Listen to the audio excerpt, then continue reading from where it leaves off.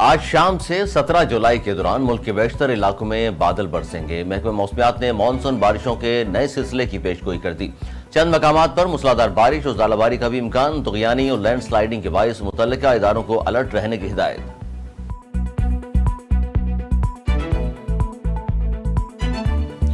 دریائے سچلج میں نچلے درجے کے سیلاب کا خطرہ، بھارت کی 95,000 کیوسک سے زائد پانی چھوڑے جانے کے بعد قصور، ساہیوال، اوکاڑا، پاکپتن، بہاڑی، بھاولپور اور بھاول نگر سمیت پنجاب کے 7 اضلاع متاثر ہونے کا خدشہ۔ گنڈا سنگھ والا میں سیلاب سے سینکڑوں ایکڑ کھڑی فصلیں برباد، بستیاں پانی میں گھر گئیں۔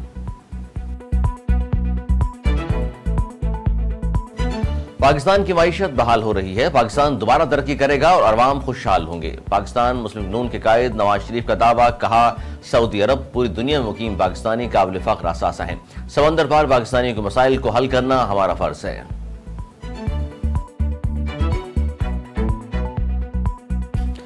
علی محمد خان کی 18 جولائی تک ضمانت منظور، کسی بھی فوجداری مقدمے میں گرفتار نہ کرنے کا حکم۔ پشاور ہائی کورٹ نے سابق وفاقی وزیر علی محمد خان کی درخواست پر مختصر تحریری فیصلہ جاری کر دیا۔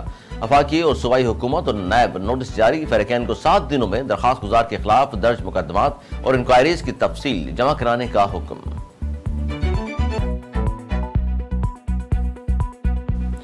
پی ڈی ایم کے سربراہ مولانا فضل الرحمان کہتے ہیں آئی ایم ایف کا ادارہ ترقی پذیر ممالک کو غلام بنانے کے لیے تشکیل دیا گیا ہے۔ امریکہ اور ترقی یافتہ ممالک ترقی پذیر ملکوں کو غلام بنانا چاہتے ہیں۔ مزید کہا پاکستان میں کچھ لوگ پھر رہے ہیں جو کہتے ہیں اسرائیل کو تسلیم کریں۔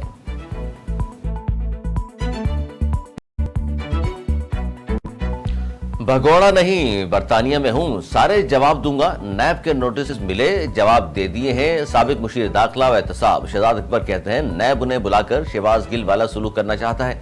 نیب چاہے تو ویڈیو لنک پر بیان لے لے، تیار ہوں۔ نیب نے ابھی تک وارنٹ جاری نہیں کیے۔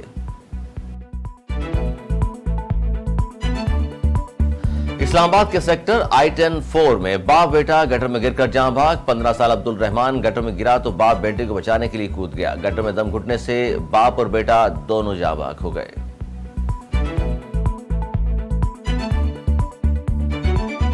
اور پاکستان کی اقتصادی کامیابی کے لیے غیر متزلزل حمایت جاری رکھیں گے، امریکی محکمہ خارجہ کے ترجمان میتھیو ملر کی میڈیا بریفنگ۔ کہتے ہیں مشکل وقت میں پاکستان کے عوام کے ساتھ ہیں، پاکستان اور آئی ایم ایف کے درمیان اسٹاف لیول معاہدے میں پیش رفت کا خیر مقدم کرتے ہیں۔